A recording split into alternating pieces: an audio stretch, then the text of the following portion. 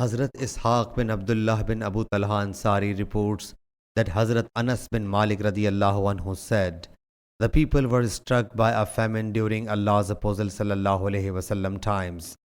Allah's Apostle sallallahu alaihi wasallam was delivering the sermon on Friday when a Bedouin got up and said, O Allah's Apostle sallallahu alaihi wasallam, the property has perished and the children have starved to death.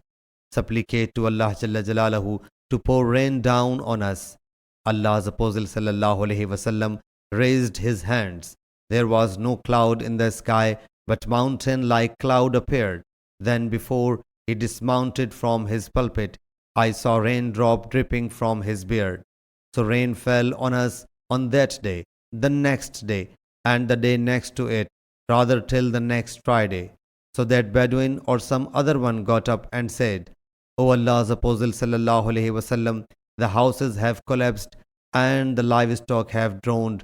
Supplicate to Allah Jalla Jalaluhu for us.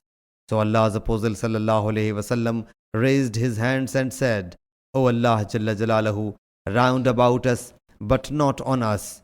So wherever he pointed with his hands, the clouds of that part cleaved till Medina Munawwara became looked like a plate, and Qanat channel kept on flowing for a month.